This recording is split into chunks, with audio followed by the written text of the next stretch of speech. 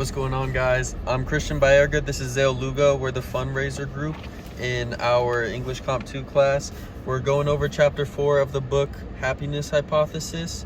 Our chapter was the faults of others, and it focuses on the idea of hypocrisy. It starts with a quote from Buddha. I'll let Zale read it over. Yep. So the quote from Buddha states, "It is easy to see the faults of others, but it is difficult to see one's own faults." Now, at first glance, reading this straight out of the gate, you might not realize what he is saying. But after really going through the chapter and following through the examples, it's evident that he is discussing hypocrisy and just kind of worrying about yourself before worrying about others, if that makes sense.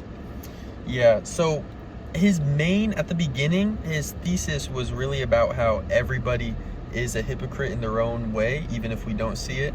And he shows a bunch of examples of this. I think even too much, because he shows examples that take up a page, and a lot of them are long and confusing, and you really have to read it over and over again to get it.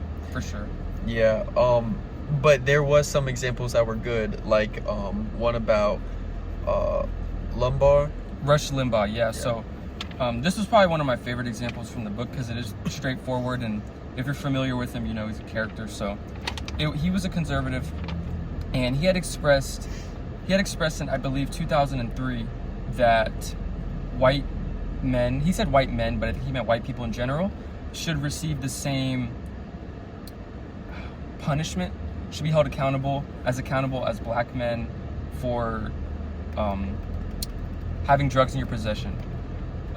He demonstrated this, he explained it, and then a couple years later, he was actually found with massive amounts of OxyContin.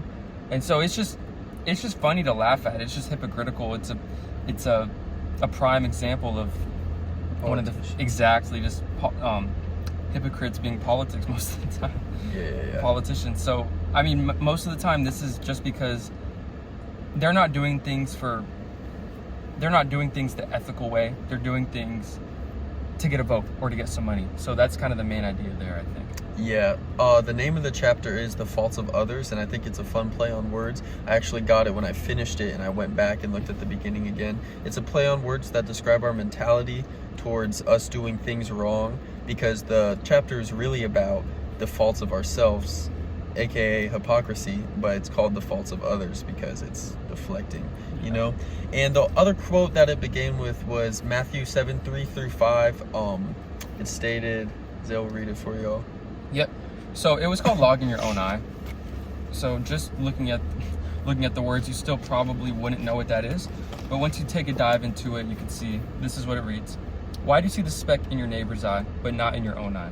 First, take the log out of your own eye, and then take the speck out of your neighbor's eye. Kind of, as I stated before, just worrying about yourself before you're worrying about others.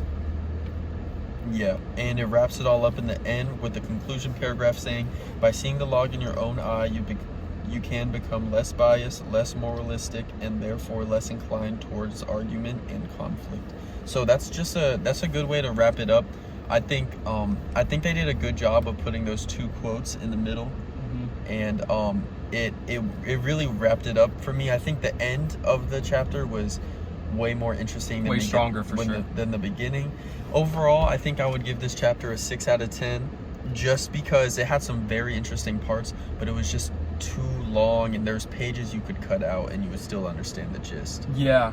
What do you give it? For sure, I'd give it a 7. And I do think we actually missed one of the prime examples that we liked, which I'm gonna go over briefly. We're running short on time. It was about the divorce game study thing that they did. So they did it. They took a pool of people, and there was a study, and they were given roles. So one was the plaintiff and one was the defendant. And if they could come to a settlement, one of them would get the money.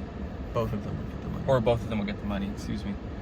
But with this, I believe they had a quarter. What was their failure rate?